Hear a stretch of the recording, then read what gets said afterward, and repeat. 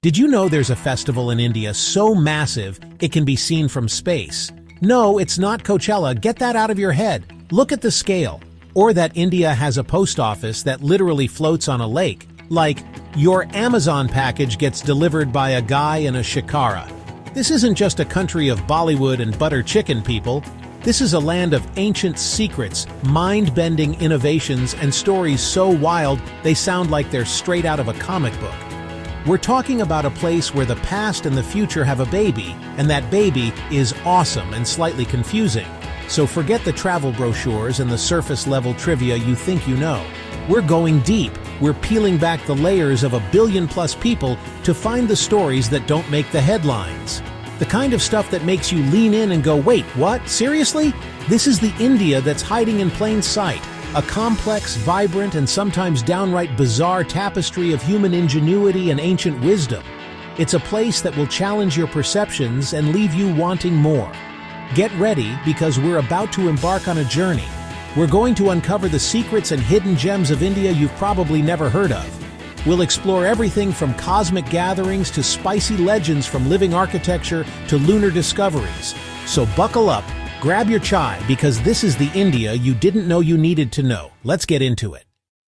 From the massive to the miniature, let's talk about something on the complete opposite end of the spectrum. Ever mailed a letter from a boat? Because in Kashmir, you absolutely can. Picture this. You're gliding across the serene, mirror-like surface of Dal Lake in Srinagar, surrounded by majestic mountains and floating gardens. You've got a postcard to send back home to make everyone jealous. But where's the mailbox? Look no further than the intricately carved wooden houseboat bobbing gently nearby. That, my friends, is India's only floating post office. This isn't just a tourist gimmick, it's a fully functional post office, PIN code and all, that has been serving the community for over a century. It sits right on the water, serving the locals who live in houseboats and the thousands of tourists who flock to this Venice of the East. The postmaster and his staff literally commute to work by shikara, which is a traditional Kashmiri boat. Beats being stuck in traffic on the 405. Am I right? What I love about this is how it's a perfect blend of the practical and the poetic.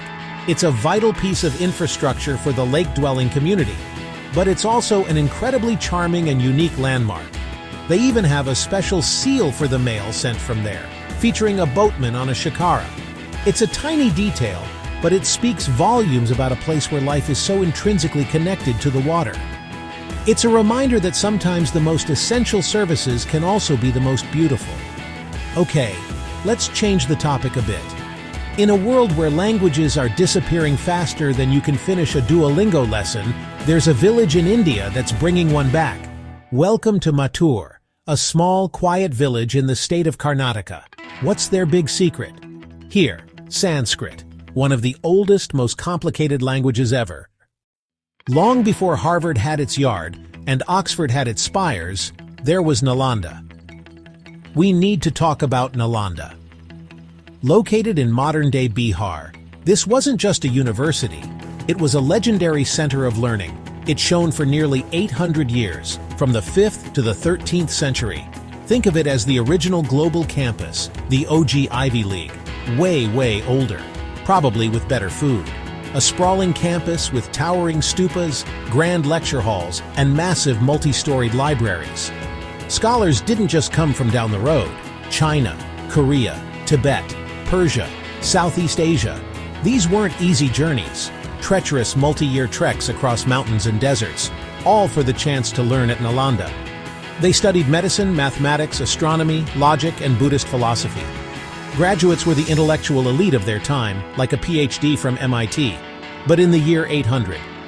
The library, Dharma Ganja, was legendary. It held hundreds of thousands of manuscripts. When invaders ransacked and burned the university in the 12th century, the library allegedly smoldered for months, a catastrophic loss for global intellectual history. But Nalanda's legacy endures as a symbol of India's ancient commitment to education and its role as a global hub of learning, centuries before the West even conceived the idea.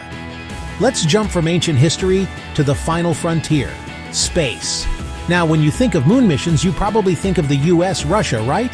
The whole one small step for man thing. But let me tell you something that might blow your mind. The first country to definitively confirm the presence of water molecules on the moon wasn't the US or Russia. It was India. That's right. India's Chandrayaan-1 mission, launched in 2008, made one of the most significant lunar discoveries of the 21st century. It carried instruments from India, the US, and Europe, NASA's Moon Mineralogy Mapper, or M-Cubed, included. The data revealed signatures of water and hydroxyl across the lunar surface, fundamentally changing our understanding of the moon. All right, let's bring it back down to Earth. Specifically, to your taste buds, or maybe the smoldering remains of your taste buds. Think you can handle spicy food? Have you bragged to your friends about conquering the jalapeno poppers at TGI Fridays? That's cute. Let me introduce you to the Bhut Jolokia, also known as the ghost pepper. Grown primarily in northeast India, it held the Guinness record as the world's hottest chili pepper. A jalapeno clocks about 5,000 Scoville units. The ghost pepper? Over 1 million. It's so potent the Indian military developed non-lethal chili grenades to smoke out insurgents from hideouts. The heat creeps up, deep, punishing, lingering. But beneath it is a beautiful, fruity flavor, if you can survive long enough to taste it. From setting your mouth on fire to saving the planet, one bite at a time. Picture this. You finish a delicious meal, maybe a biryani, maybe a dal. And instead of tossing your plastic spoon in the trash, you just eat it. No, this isn't some weird post-ghost pepper hallucination. This is a real thing. In states like Kerala and across India, a movement towards edible cutlery is gaining serious traction. Made from millet, rice, wheat, they come in flavors. Plain, sweet for dessert, savory, even spicy to match your meal. They're sturdy for hot soups and curries, resist sogginess for at least 20 minutes. Don't feel like eating it? Toss it in the garden. It biodegrades in under a week. Grassroots innovation. Entrepreneurs and everyday people looking at plastic mountains and saying, we can do better. It's jugaad at its tastiest. Why create waste when you can create a snack?